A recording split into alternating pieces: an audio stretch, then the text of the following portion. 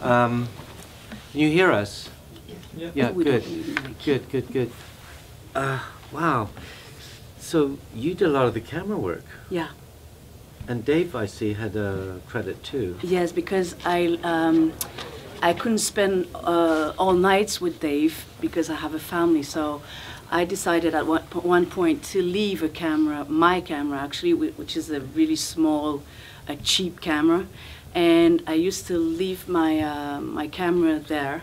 Yeah.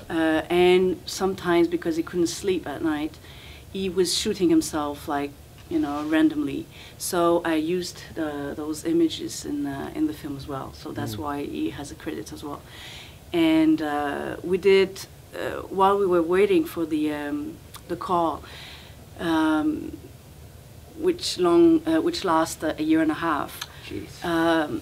At one point he didn't know what to do, so he was really anxious, and I said, well, we should film, you know, different things, and so like this, we without thinking, without idea really, I said to him, well, put white suits, and then we will go in the city and we shoot the images. So we did all sorts of images during this year and a half. That's what we saw on the rooftop, and on the yeah, train. that's it. So fortunately, I did that because at the end I could use those images here and there in the film. But at the beginning, I had no idea what I was doing with that. It was just a way to do things, you know, while we were waiting. You know. Well, I'm not a dance expert, but I did see a show here at Sadler's Wells. It blew me away. The one where they're sliding on the water. Yeah. Moment of Tenderness. Yeah, Tenderness for Christ's sake. Yeah. What an amazing piece, and the way they broke down the fourth wall. And that was the night one of the dancers spat on a journalist from the Guardian, and it was Frontline News, I think, in Quebec.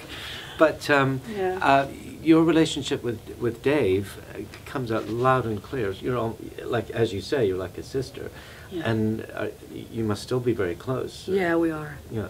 Yeah, Are like you brother. Yeah. Like I said, it was like siblings. I mean, we're in the same family, artistically, and we understand each other. Yeah. Yeah. Are you guys working on anything else at the moment, or? Well, we did this duet after his surgery. Okay. And called What's Next. Uh-huh. And now he's doing all sorts of things because he wants to. Was he dancing in he's London when dancing. he was with Sadler's Wells last year? Was he dancing with the company then? I'm not sure of that though. Maybe I don't know. I'm not sure. But he's dancing right now. Uh-huh. He's in Europe actually right now. It's with an his amazing third dancer. piece. He's just an incredible dancer. Yeah. So he was really pleased to go back to dance. So we're not doing something right now, but we might do something else together. No, it's great.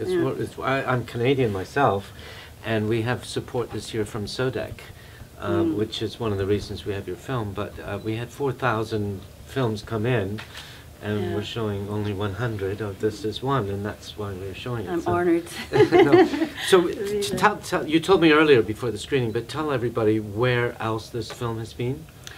I went to New York at the MoMA, the Canadian Front.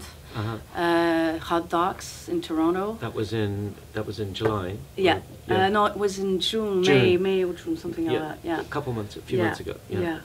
And the film will be in Namur, Hamburg, Sydney, maybe I think Copenhagen as well. So I don't know. It's. So do you get to travel to all these exotic places with the film? Unfortunately, no, because I'm not a proper filmmaker. What? So no, I'm a director. This is proper. Yeah, but I'm a stage director first. I'm an actress and I'm a stage director. Okay. I did that film because of this particular situation, but I felt in love with this medium. I hope one day I'll have the chance to do another film. But so I didn't know that you have to book time in your agenda to go with the film. So I have too much work in Montreal right now, so I can't go. I can't go with the film everywhere.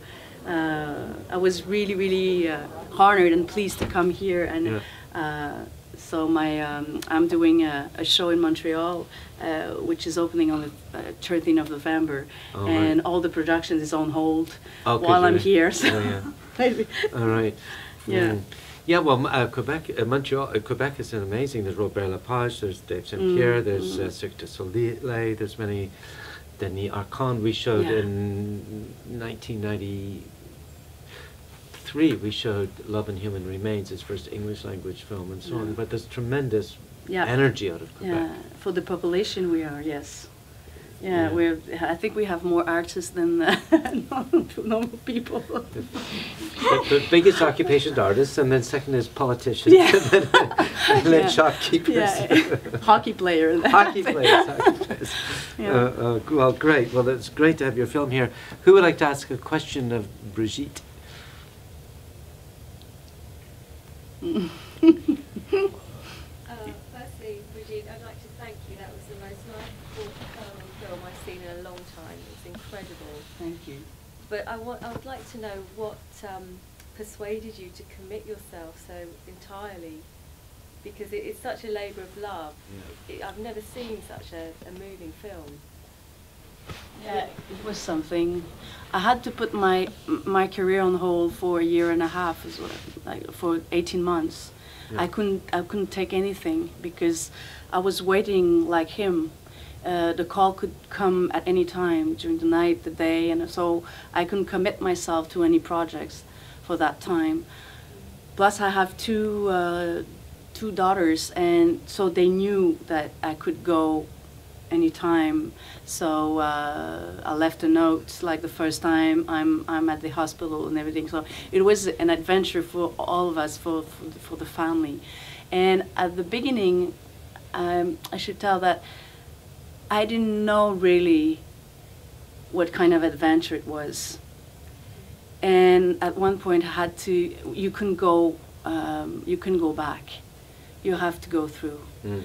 And at the end of the day, I think it's I have to thank Dave for that, because this experience m'a confronté. How you say that?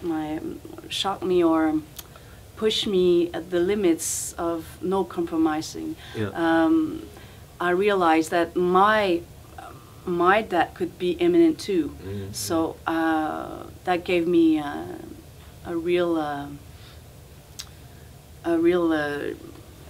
I don't know how to say it, but it was something. But it's weird because it's like if time stood still during that period of time, that period, because I didn't know, and I was waiting. So I didn't really think at that moment what was it all about, you know. It was at the end when I saw the images, when I was in the editing room alone with all these images, I realized what it was.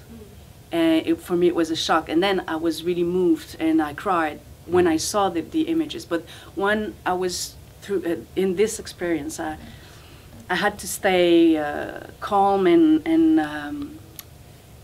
I had to reassure Dave all the time, you know. So because he was really, really anxious. So. Well, watching the film made me anxious. You just follow classic filmmaking scripting, because it really was 3-act story structure. Yeah, exactly. Exactly. Yeah. And it was nerve-wracking watching that, and the calendar going and so on. Well, that's my theatrical experience that gave me this. Oh, it's you that postponed the transplant. Storytelling. Yeah. Anyway, anyone else? Yeah. Yeah. Thank you, Brigitte. That was a beautiful work about two artists, yourself and Dave St-Pierre. And I saw one piece by him, Tenderness, at Sadler's Wells in London. Yeah, me too. Yeah, and I don't think I will see his work in the same light anymore. Exactly. But my question was, did you intend to show it on big screens straight at the beginning, or how did that? Okay. So that's why it's not equal. Yeah, like you see, some images are more artisanal, and it was a really cheap camera that I had at the first time, you see. We say low res. Low res, that's it. And with that co-op video, they offered me a big camera for other shooting. So that's why it's not. No, but the low res it works. I think the low res works good in the film. It makes it look very intimate. Yeah, it is. It is intimate. Yeah. So at the beginning, no, it wasn't the gold. No.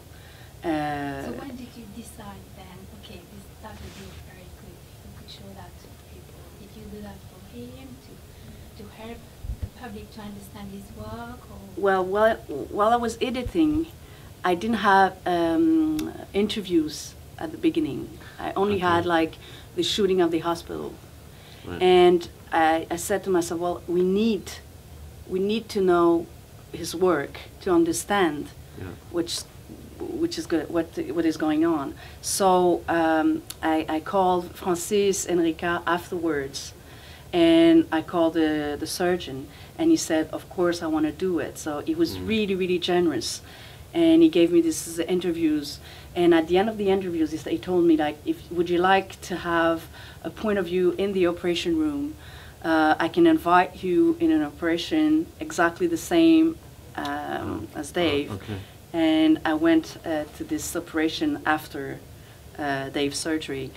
And so, thank God, because we need this prologue, actually. We need that to have a better understanding of the guy, actually, of Dave. And we understand better his work as well.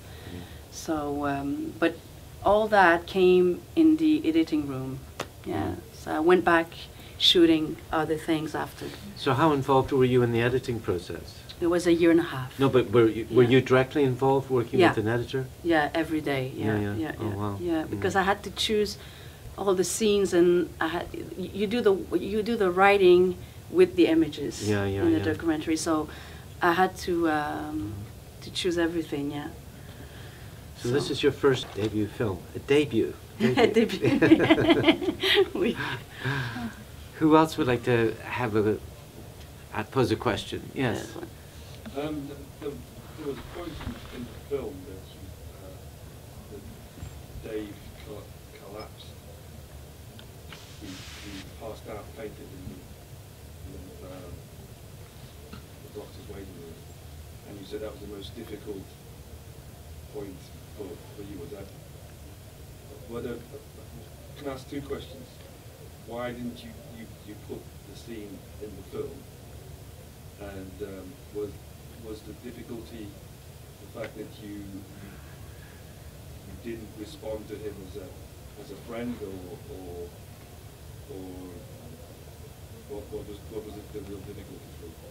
Yeah, well, when I say it was difficult to film him instead of taking him by the hand, it's because Dave asked me to keep shooting, keep doing this.